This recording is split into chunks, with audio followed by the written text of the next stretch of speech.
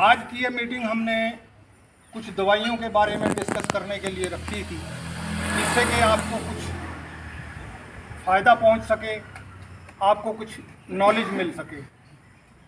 क्योंकि जब से हम सघन खेती कर रहे हैं, सघन खेती का मतलब ये है कि एक क्रॉप के बाद दूसरी क्रॉप, दूसरी के बाद तीसरी क्रॉप, इस तरह जो ये खेती हम करने लगे हैं जब से, तो विशेषकर जहाँ गेहूं के बाद जीरी और जीरी के बाद गेहूं होता है, तो वहाँ पर कीड़े और बीमारियों की समस्या भी बहुत ज़्यादा बढ़ गई है।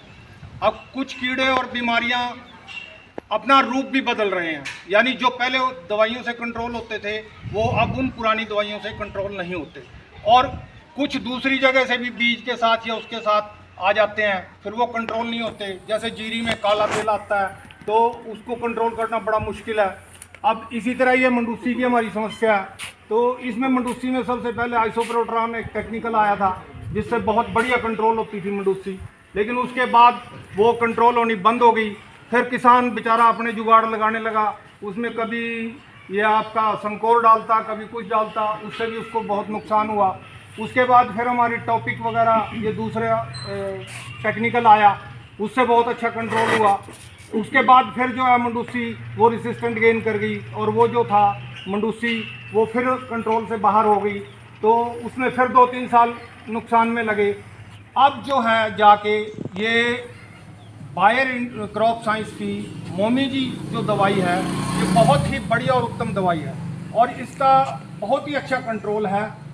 इसको मैंने हर प्रकार की मिट्टी में इसको प्रयोग किया है। जैसे आपकी दोमट मिट्टी, ये इस मगरे की मिट्टी है, इसमें यूज़ किया है। जो हल्की थोड़ी कलर वाली है उसमें भी यूज़ किया है। जो थोड़ी सख्त है चिकन वाली ज़मीन है उसमें भी यूज़ किया है। रिजल्ट सब में बिल्कुल एक्सीलेंट है, मतलब इसमें कोई ये दो राय नहीं है कि भी इसका कोई परिणाम नहीं है। इसमें एक दो चीज़ जो है वो मैं आपके साथ जरूर साझा करना चाहूँगा, जो प्रैक्टिकल में मुझे देखने में आई है। एक तो अगर आप इसको, जैसे मान लो आपने इसकी स्प्रे कर दी, और स्प्रे करने के बाद अगर कहीं से आप 2 या 4 दिन के बाद इसमें पानी अगर आपका टूट जाता है कहीं से, तो वहाँ पे मंडूसी जो है वो आपकी कंट्रोल नहीं होगी। ये मैंने प्रैक्टिकली देखा है, उसमें पूरी जम के मंडूसी जो है वो उसके अंदर जमेगी। दूसरा जो मेरी नॉलेज में देखने में आया, मुझे नहीं पता कंपनी की क्या उन्होंने इसमें मतलब उनका क्या एक्सपीरियंस है, लेकिन जो मेरा एक्सपीरियंस है वो मैं बता रहा हूँ। मेरा एक्सपीरियंस ये है कि भी जैसे आपने जीरी की कटाई करी, और जीरी की कटाई करने के बाद आपने रोटावेटर से या जो आजकल ये सुपर सीडर आया हुआ है उससे अगर आपने इसकी बिजाई कर दी, यानी आपने उसका प्लेवा नहीं करा, तो जो बिना प्लेवा वाला है उसमें कंट्रोल बहुत ही इफेक्टिव है, बहुत ही बढ़िया है। लेकिन जिसमें आप प्लेवा करेंगे उसमें कंट्रोल जो है उसमें मंडूसी जरूर जमेगी, और मंडूसी जमेगी तो उसके बाद आप पानी दोगे वो मर जाती है जरूर, लेकिन फिर भी उसमें थोड़ा बहुत रहने की संभावना रहती है। तो इसलिए मेरा ये व्यक्तिगत अनुभव है कि भाई अगर आप इसको थोड़ा उसी टाइम पे, मतलब वो बिना प्लेवे के अगर इसको करेंगे तो वो आपको ज़्यादा इफेक्टिव रिजल्ट देगी। तो ये थोड़ी अभी महंगी ज़रूर है, लेकिन महंगी एक महीने में महंगी भी नहीं है, क्योंकि हम 3-3, 4-4 स्प्रे करते थे, लेकिन उसके बावजूद भी कंट्रोल नहीं होती थी, तो वो नुकसान हमारा बहुत ज़्यादा था, बजाय कि अब ये 1600-1700 रुपये के। और अब 1-2 साल में जब ये आने लगेगी और दूसरी कंपनियों की भी आ जाएगी, तो हो सकता है थोड़ा रेट भी और कम हो जाएंगे इसके। तो मैं तो आपसे यही आग्रह करूंगा कि आप इसको ज़रूर अगले साल अपने खेत में इस्तेमाल करें। इसका बहुत अच्छा कंट्रोल है और ये बहुत ही बढ़िया है।